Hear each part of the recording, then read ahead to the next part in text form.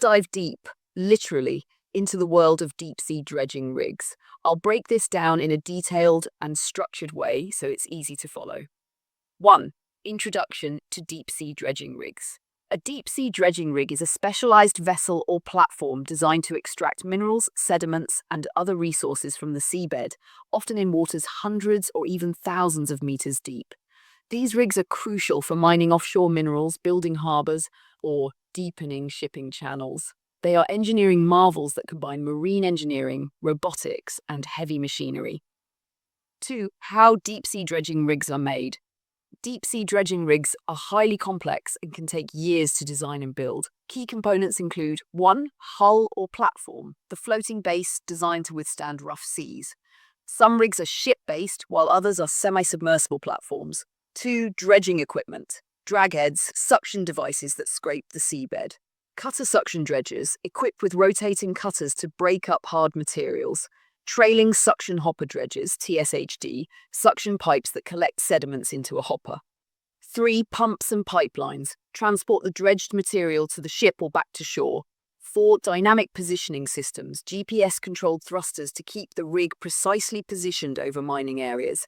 5. Control room, operated by skilled engineers who manage dredging depth, suction, and seabed mapping. The construction process involves heavy steel fabrication for the hull and dredging arms, hydraulic and electric system installation, advanced computer systems for navigation, positioning, and monitoring, safety and environmental compliance systems. 3. How it works. 1. Positioning. The rig anchors or uses dynamic positioning to stabilize. 2. Seabed mapping. Sonar and sensors map mineral deposits. 3. Dredging. Dragheads or cutter suction devices break up seabed material. 4. Material transport. Pumps transfer sediments or minerals to hoppers or pipelines. 5. Processing. Onboard processing may separate minerals from sand or silt. 6. Disposal or transport. Materials are offloaded to nearby ports or barges. Tab 4. Crew and salaries. The number of people on a deep-sea dredging rig varies with size. Small rigs, 30 to 50 crew members. Large rigs, 100 to 200 crew members. Roles include engineers, mechanical, civil, marine, operators, dredge, pump, crane, navigational staff, captains, pilots, environmental monitoring staff, support staff, cooks, medics, maintenance. Monthly salaries, USD, can vary widely. Skilled engineers, $5,000, $15,000. Operators, $3,080. Support staff, $1,000, $1,500. 3,000 purpose. The main purpose is resource extraction, including sand, gravel, precious and metals like gold, diamonds, cobalt, and rare earths.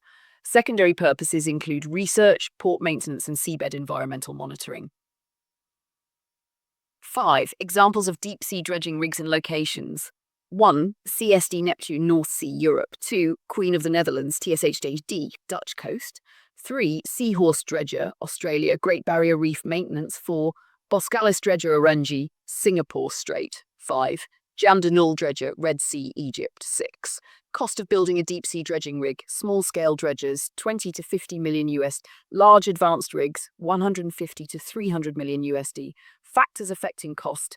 Depth and seabed hardness, dredger capacity, tonnage per hour, technology onboard, automation, GPS, sonar, safety and environmental compliance, crew accommodation and facilities. 7. Minerals extracted and technology used. Minerals, sand and gravel construction, gold, deep-sea mining, cobalt and nickel, battery metals, diamonds, Namibian offshore, rare earth elements, China, India, Pacific. Technology, cutter suction dredging, CSD, for hard seabeds, trailing suction hopper dredging, TSHD, for loose sand and sediments, ROVs, remotely operated vehicles, for precision seabed operations, sonar mapping and 3D imaging, to locate deposits accurately, hydraulic and pneumatic pumps, to transport mined materials. 8. Key considerations before building. 1. Maintenance.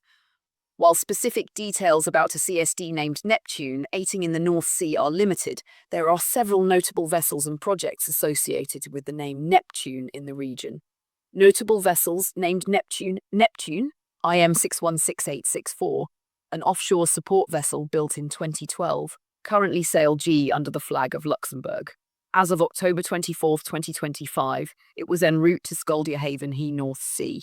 Neptune, IMO 9385673, a floating storage productive vessel finder currently sailing under the AG of Norway.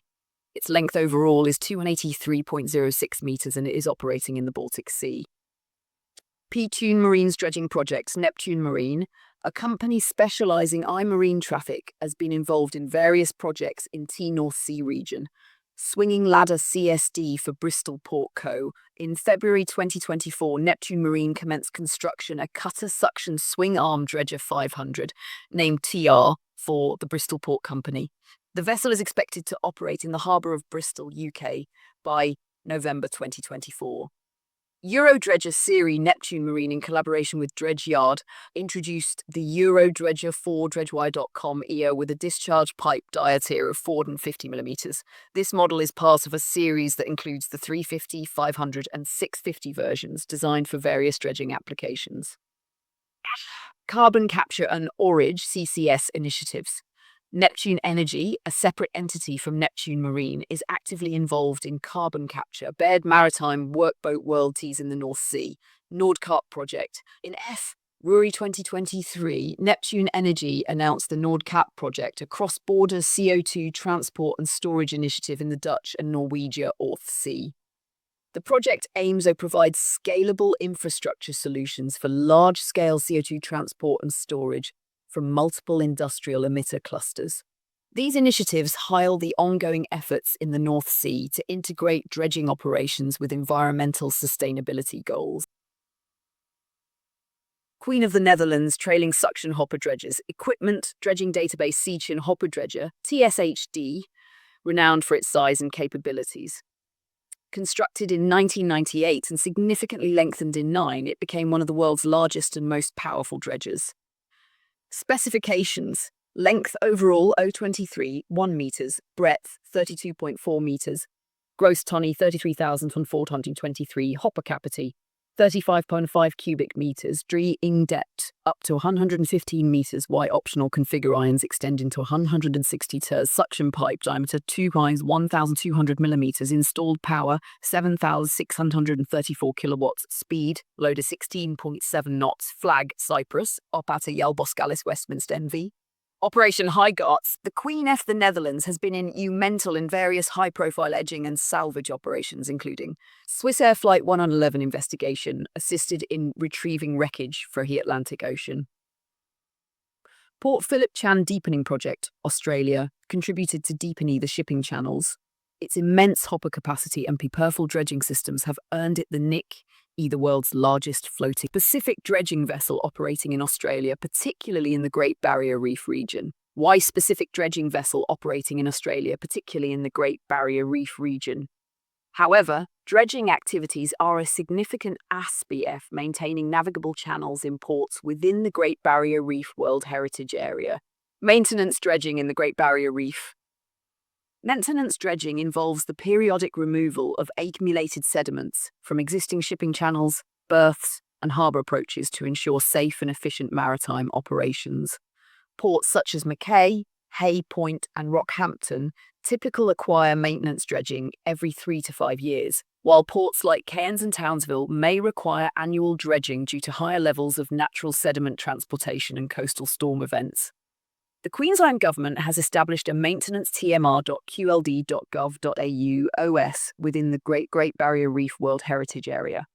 This strategy aims to provide a framework for sustainable management of maintenance dredging, ensuring minimal environmental impact while maintaining port operations. Environmental considerations. Dredging activities can have significant environment.qld.gov.au, particularly when dredge material is disposed within the Great Barrier Reef Marine Park. To mitigate these impacts, the Australian government has implemented regulations that prohibit the disposal of capital dredge material within the marine park. However, maintenance dredging is not subject to this ban, leading to concerns about potential environmental degradation. In response to these concerns, the Great Barrier Reef Marine Park Authority has developed guidelines for the Guardian RL disposal. These guidelines emphasize the importance of comprehensive environmental assessments, consideration of alternative disposal method, and then implementation of monitoring programs to minimize ecological impacts. Conclusion. While there is no specific dredger known as the seahorse dredger operating in the Great Barrier Reef, dredging www.gbrmpa.au IE for maintaining navigable channels in the region's ports. Ongoing efforts focus on balancing the operational needs of ports with the imperative to protect the unique and fragile marine environment of the Great Barrier Reef. Maintenance dredging,